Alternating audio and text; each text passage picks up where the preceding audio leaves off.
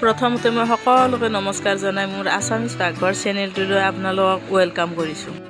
এয়া দেখিছেনে মই আজি মাছৰ জোল বনালোঁ, ইয়ামি টাইপৰ। কেনেকৈ বনালোঁ, কিহেৰে বনালোঁ শেষলৈকে ভিডিঅ'টো চাই থাকিব, গম পাব তেতিয়া। এয়া দেখিছেনে 1.5 কেজি ওজনৰ এইটো ভকুৱা মাছ। এইটো দীপৰ বিলৰ মাছ হয়, বহুত সোৱাদ লগা আৰু টেষ্টি হয় তাৰে মাছবোৰ।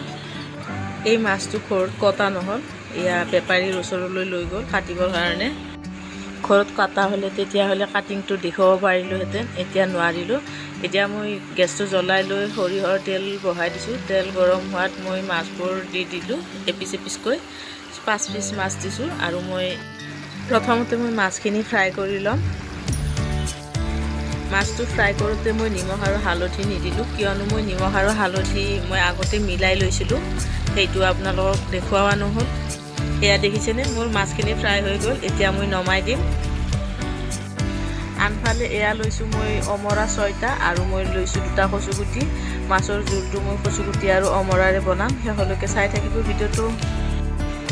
এইখিনি মাছ আৰু মই ফ্ৰাই নকৰোঁ এতিয়া, এইখিনি মই ফ্ৰিজত ৰাখি দিম। ৰেচিপিটো বনাবৰ বাবে মই মাছখিনি ফ্ৰাই কৰি লৈছোঁ। মাছ ফ্ৰাই কৰি ৰোৱা তেলখিনিতে মই এতিয়া অকণমান পাঁচফোৰণ দিম আৰু লগতে মই কেইটামান শুকান জলকীয়াও দি দিম। পাঁচফোৰণ আৰু শুকান জলকীয়া এটা অকণমান ৰংচোৱা হোৱালৈকে ফ্ৰাই কৰি থাকিম। আনফালে মই কচুগুটি আৰু অমৰাকেইটা চাফা কৰি ধুই লৈছোঁ, এতিয়া মই ইয়াতে দি দিম, ফ্ৰাই কৰি ল'ম অকণমান টাইম।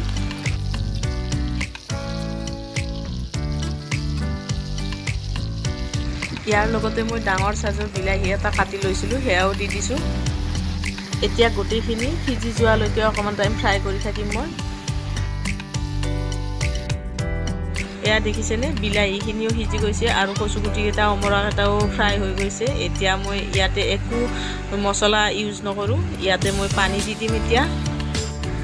আমি হ'লে টেঙাৰ আঞ্জা খালে একো আদা নহৰু বা মছলা তেনেকুৱা ইউজ নকৰোঁ, এনেকৈয়ে বনাওঁ শুকান জলকীয়া আৰু পাঁচফোৰণেৰে।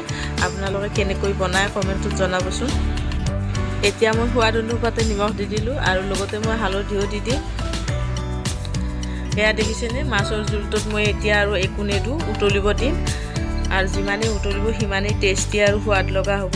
আপোনালোকে টেঙাৰ জোলত কিবা মছলা ইউজ কৰেনে মোক জনাবচোন। আমি হ'লে মছলা একো নিদিওঁ আৰু খাবলৈ বহুত টেষ্টি আৰু সোৱাদ লগা হয়।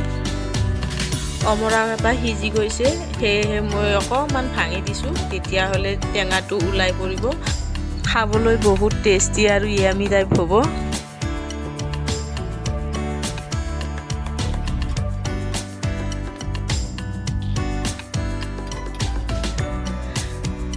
জোলটো ইমান ধুনীয়াকৈ উতলি আছে, সেয়েহে মই মাছখিনি দি দিলোঁ।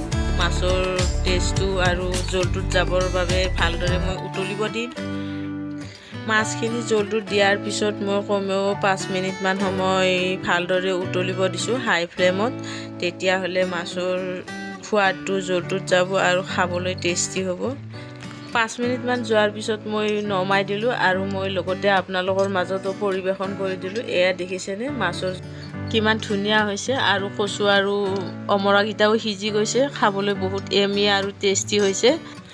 যদি আপোনালোকে অমৰা আৰু কচুগুটিৰে মাছৰ জোল খাই পোৱা নাই, এবাৰ বনাই চাবচোন, খাবলৈ বহুত টেষ্টি আৰু সোৱাদ লগা হয়। এতিয়া ৰাখিছোঁ, বাই বাই।